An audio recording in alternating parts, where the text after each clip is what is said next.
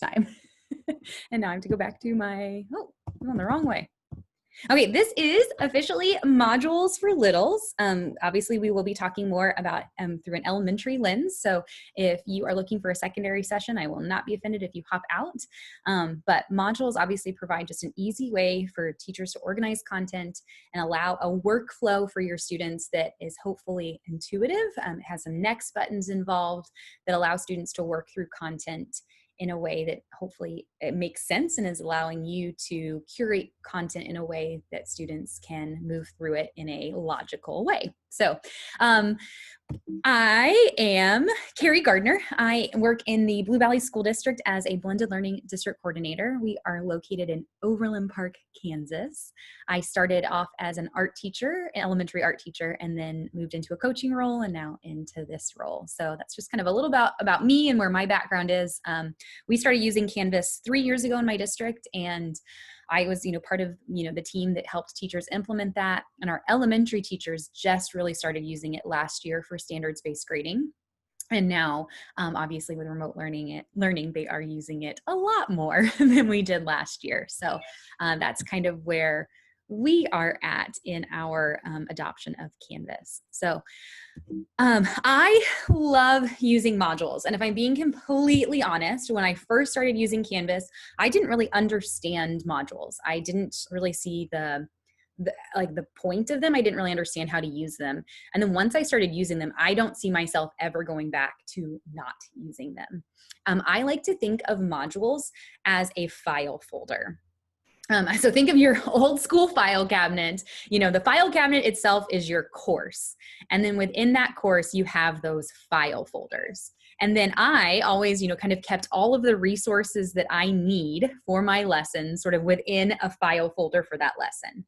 And so within that lesson, I might have, instructions for my students that I might have passed out. I might have handouts. I might have, know that I would read a book to them. I might have a video that I might show. And all of those things then fit nicely into that file folder.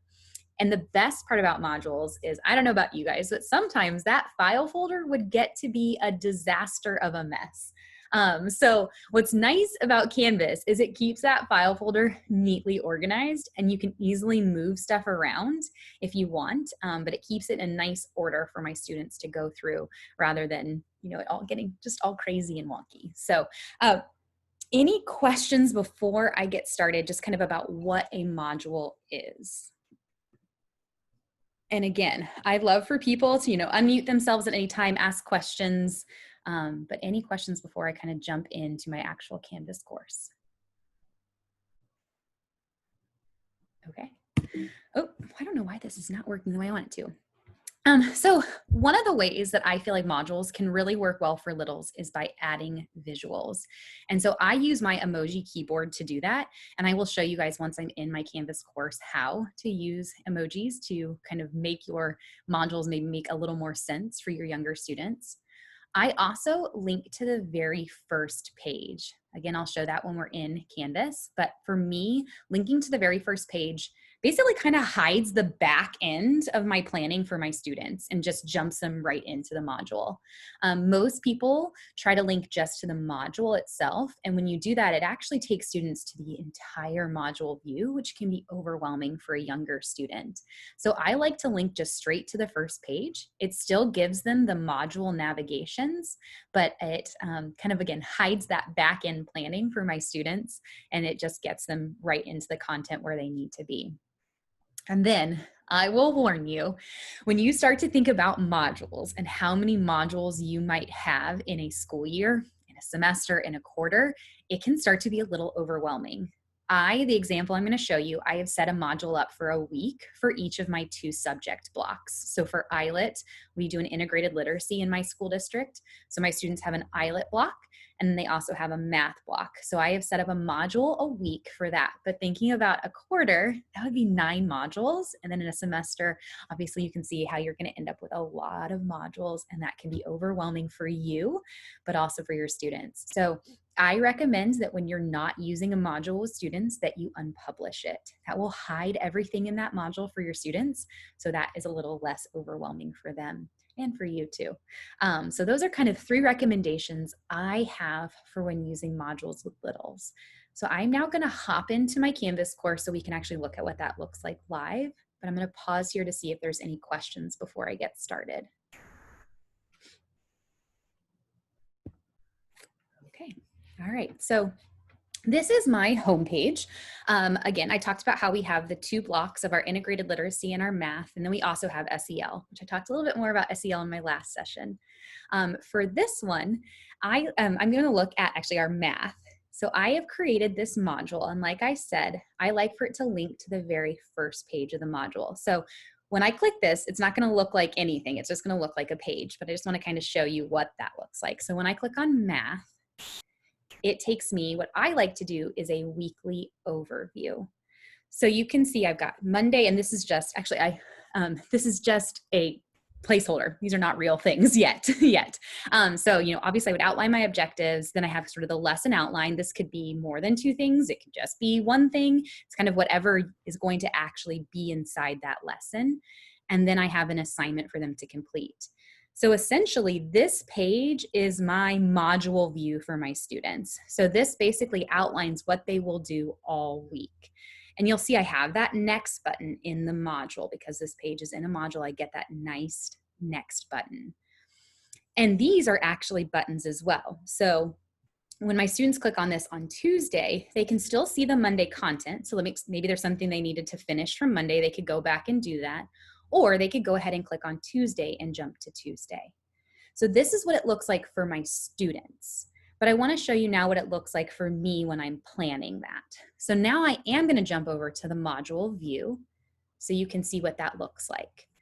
Again, I talked about using those visuals. So for my math week 1, I have used for every single one of these, I have used this abacus icon. So my students know that anything with that page or that icon is part of the math, anything to do with math.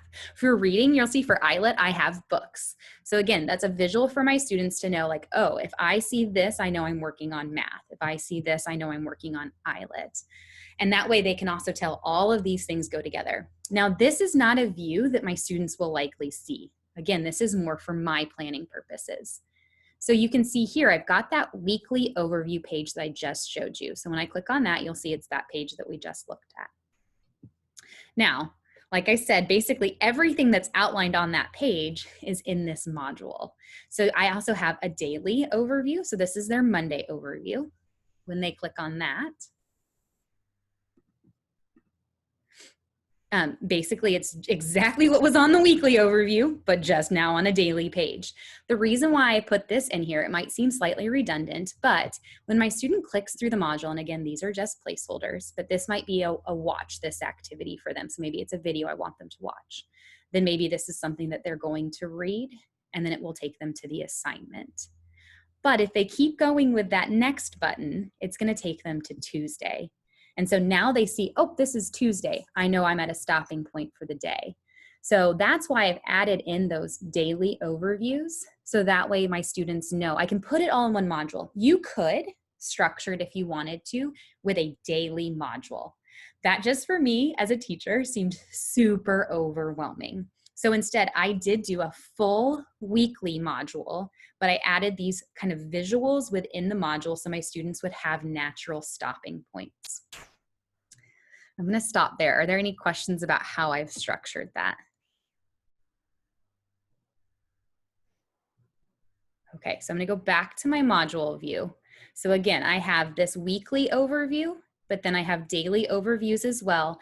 And then basically underneath those come all of the content that my students are actually going to engage with or interact with.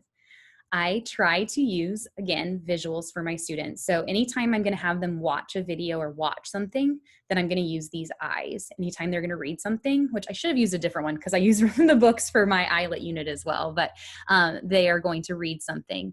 And then anytime they're going to turn something in, I have them use that green check mark. So they, again, it's a visual cue of when I see this on a page, oh, I know this is a page where it's something for me to turn in. So I need to look for a submit button. Let me show you how you can use your emoji keyboard to do that. Now I am working on a Mac. And I'm trying to think of what the quick key is on a PC. I may have to look that up for you guys. But essentially, so if I wanted to edit this page, and let's say it didn't have these eyeballs and I wanted it to, or I want to switch that out and use a different one. On my Mac keyboard, I press Control Command Spacebar and it pulls up my emoji keyboard. And so now maybe it's something that they are going to be offline and I'm going to have them writing something. And so then I could go ahead and add this pencil in and it could be write this. And then I can update that. And now you can see I've got a pencil icon there. And maybe that's an indicator for my students that, no, you're gonna have to go ask daddy, buddy. Sorry, guys. When they see that pencil icon, then they know that they're gonna do something offline, actually paper pencil. So again, using those, and even though my students aren't gonna see this view, they are going to see it when it's on their page. So that can be a visual cue for them to know what's expected of them. I'm gonna pause there. Any questions about that? Okay, so I'm going to kind of walk through how I created this module. Now, pages, and which is actually what I'm talking about in my next session, can start to get a little bit overwhelming. I'm just going to give you guys a quick preview of what my index page looks like, and you're going to maybe have a moment of anxiety like I do when I see this. I try to avoid this view as much as possible because you'll notice it starts to get a bit overwhelming. And this is only 2 modules, so you can imagine what that would look like after a quarter's worth of content. It's going to be a lot of pages. So this is where I really try to work right within modules, because what I can do, which is so nice, it already feels less overwhelming, right? So weeks that have gone past, I can just go ahead and click that little arrow, make those pages just kind of fold up in there, and I don't have to look at them anymore. And so it's already less of an overwhelming page for me as a teacher. Now, let's say I'm ready to start a new module. What I would recommend is creating a module at the beginning of the year that you can use as a template, because what's so nice about this is I can use this to literally just duplicate this module. So once you sort of have an idea of what you plan to do each week in your modules, it's probably going to be a pretty similar format to provide some consistency for your students. So once you've created that template, and actually I will share this course to the comments so you can even take my template if you want. But once you have that template in place, you can easily just duplicate that and then switch out the information that you need to switch out. But like I said, that pages index page overwhelms me terribly. So I try to stay away from that. Instead, I try to work always within modules. So let's say I've never created these modules before. Let's just pretend they're not there. And I'm ready to create a new one. So what I would do is, oops, clicking the wrong button. I would just do this plus module button. And then I am doing mine, as you can see, as a math week 1, IELTS week 1. So I'm going to do math week 2. And then I have no idea what the dates are. August something something to August something something. That. And then of course I'm going to add in that symbol. So I'm going to do Control Command Spacebar and add in that symbol so my students know it's math. And then I'm going to add that module.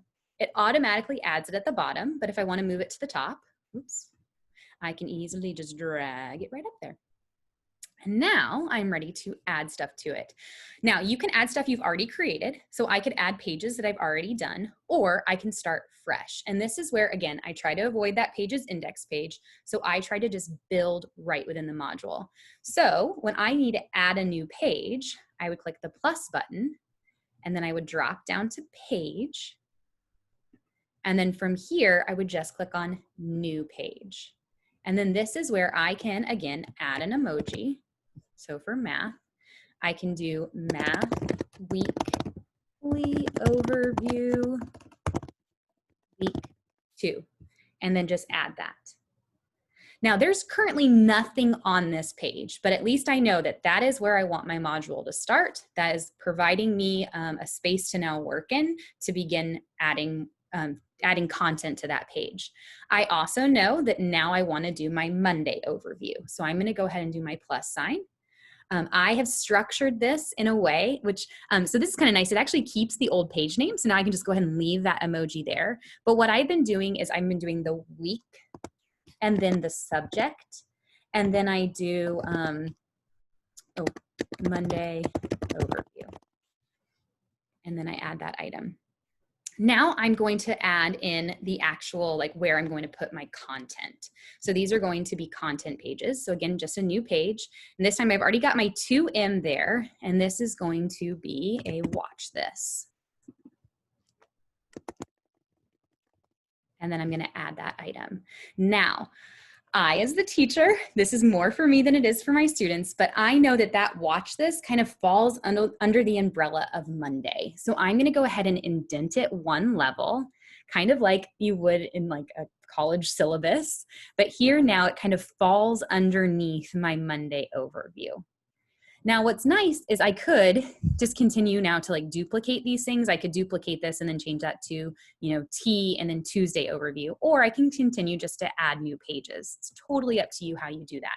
But these can even be easily duplicated just by clicking the 3 dots and then duplicate. But I am, going to go ahead now and add another new page. And this time it's going to be read this. And again, you can do these however you want. Like maybe that's not how you're going to structure your modules. These pages can really be anything. And then so far, all I've added are pages, but I can also add in assignments, discussions, and quizzes. So from here, I'm going to go ahead and add that assignment in. And I'm going to click on the new assignment. And then this time, again, I'm still going to keep that little math icon. This is Monday, but week 2. And then I'm going to do the green check mark, again, as a visual for my students. And maybe you have multiple assignments for a day, so you could give this assignment more of a specific name rather than being so generic, and then my add item. So now essentially I have sort of my Monday outlined. And then I could obviously repeat this process throughout the week. I, again, like to use basically a common naming scheme to be able to help me keep everything organized. But that would be something that obviously you could kind of think through. I have a module planning sheet that I have attached to my presentation, which I believe will be shared. So you'll be able to access kind of a module planning sheet to help as you're thinking through the things that you would want to include in a module. Again, modules can really be set up however you would like, but I found that this weekly structure when thinking about remote learning is what is helpful for me. Now, obviously, if I were in person with students, then this would look a lot different, but for thinking about distance learning, this is the structure that I would use. Are there any questions?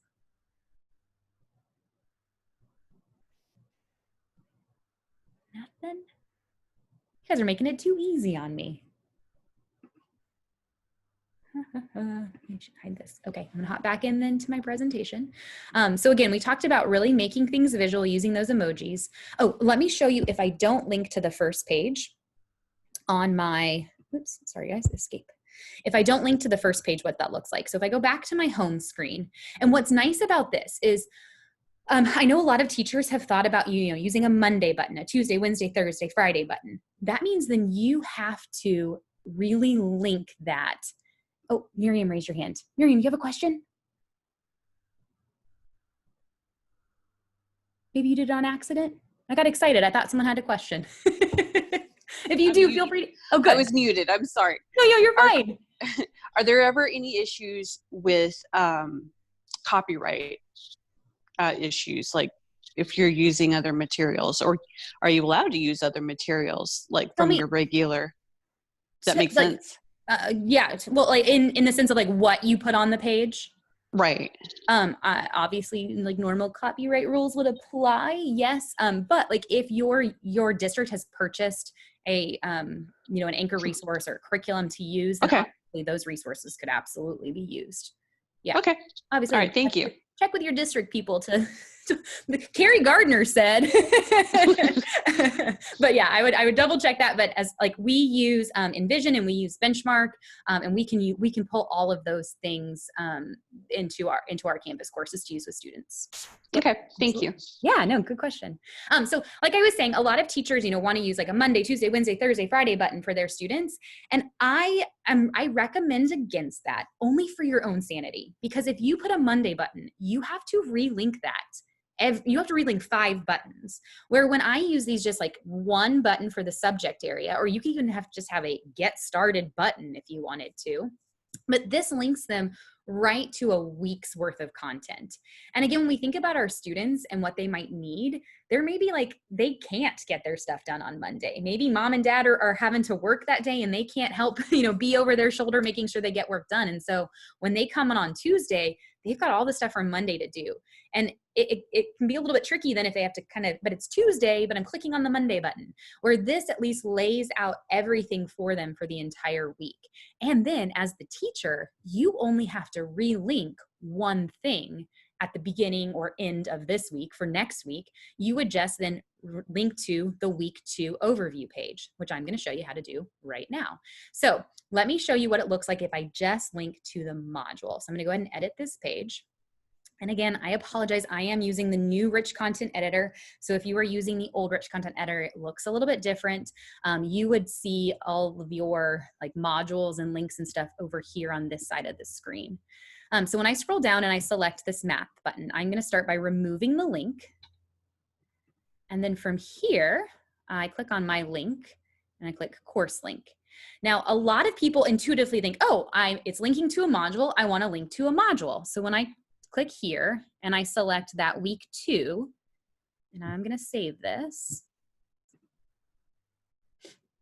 You'll see when I click that, it actually takes me to the module index page, which, like I said, I kind of wanna hide this. This is almost like the mess in the closet for my students. I kind of wanna shield them from this and really have them just jump into the content, because when a student comes to this page, it could be overwhelming for them. Right now, you're only seeing these 3 modules. If I had, let's say, 18, if I have 2 different subjects for 9 weeks, if I had 18 modules on that page, it would jump them down to the correct module. But I prefer just to go ahead and link to the very first page. So let me show you how I do that. So from my home page, again, I go to Edit. And then from here, I click on Math. I'm going to remove that link and click on Math again.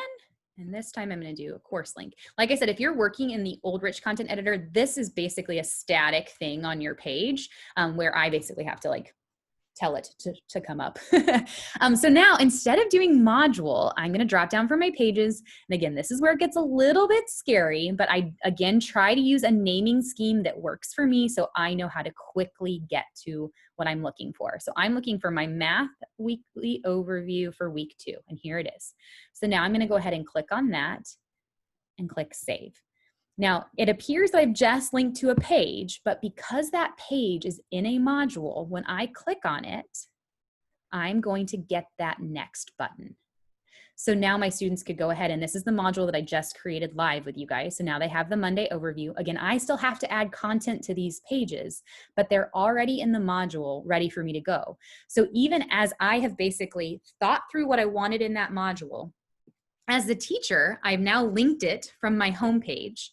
And now I can basically click edit, build this page, next button. Click edit, build this page, next button. And I can kind of work through the module as I'm curating that content and basically kind of see it in the flow that my students will see it. So that's why I really like to, again, kind of avoid this pages index page as much as possible and really just work straight from a module. It's how my brain works. It may not be how your brain works, but that is what kind of helps save my sanity a little bit when I'm building in Canvas. I'm able to basically determine the flow of the work for my students and then go back in and put in all the pieces that they'll need to actually get something from it. Carrie, I have a question. Yes. So a lot of schools are moving from either a Google Classroom or something else. So they already have a lot of their things created on a Google Doc.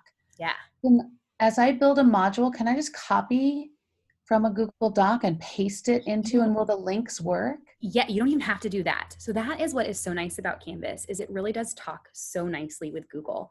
And again, I'm assuming you guys have the Google LTI. If somebody in here knows differently, please correct me if I'm wrong. But let's say I have a read Well, this. Dorian might know that. I don't know. I'm looking at the names Does someone know? Like, I'm assuming you guys have the Google LTI. If a district requested it upon setup, they have it. Most have requested it.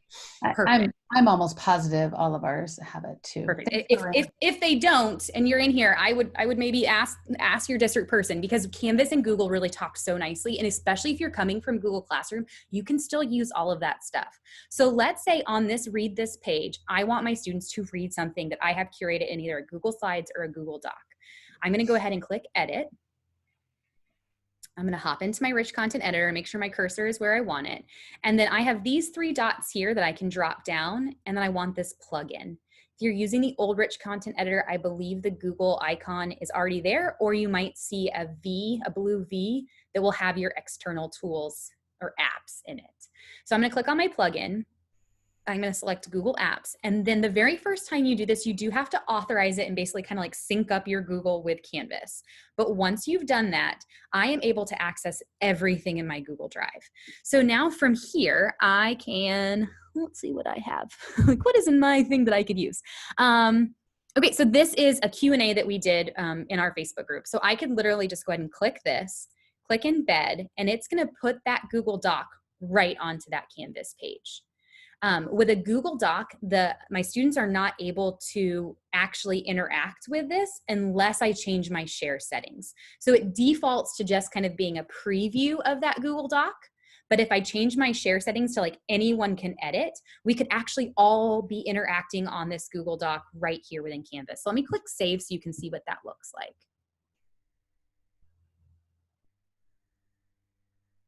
And there it is. So now that Google Doc is living on my Canvas page.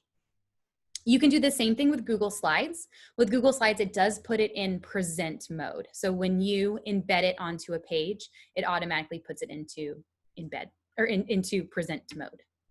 You could do a Google Sheet. You can really, any of the Google Suite products can all be embedded into your Canvas pages. So you don't have to reinvent the wheel from the stuff that you were using in Google Classroom. You can use it right here in Canvas.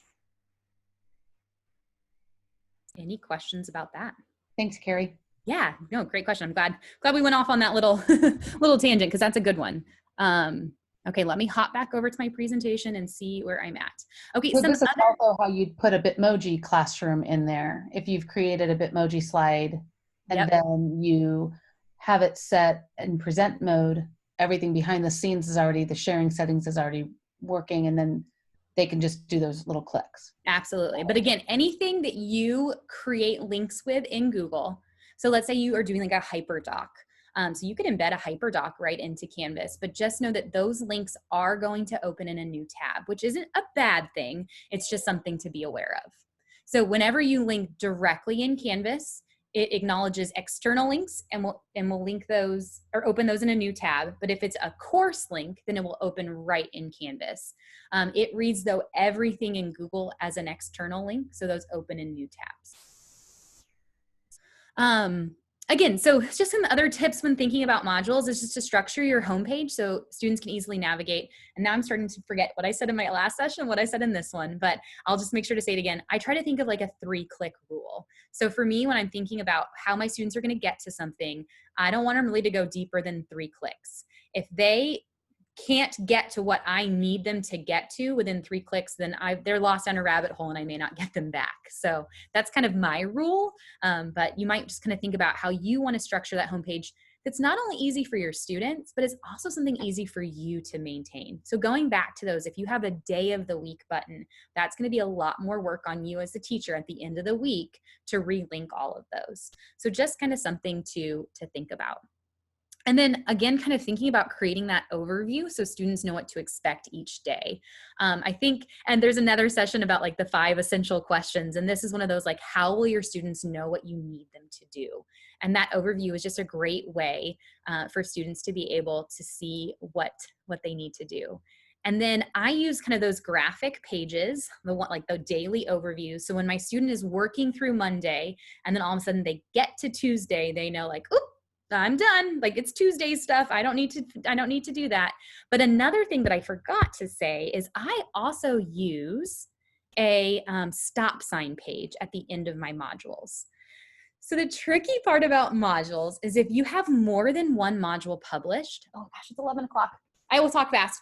If you have more than one module published, it will basically make it so your students just can go right into the next published module and they don't actually know that module is over. So my last little tip that I'll share is I like to add this stop page. Again, I use that emoji, but right here, it basically says stop here and go back home. So that way they know like I'm done with the module. I'm not going to click the next button, even if it's there, I'm done. And technically you could even add these stop pages if you wanted after each day's material. I like to add them just at the very end of the module. So that's kind of my last little tip for you guys. But I will stick around for a little bit if there are questions, but obviously this session is officially over, but feel free to stick around and ask questions. And then please make sure you fill out the feedback form. I believe I can pop that into the chat if I can ever figure out how to get to the chat from here. Well, there it is. So I'll pop that feedback form into the chat and just make sure you fill that out. All right, thank you guys so much for attending this session, and feel free to hang out and ask questions.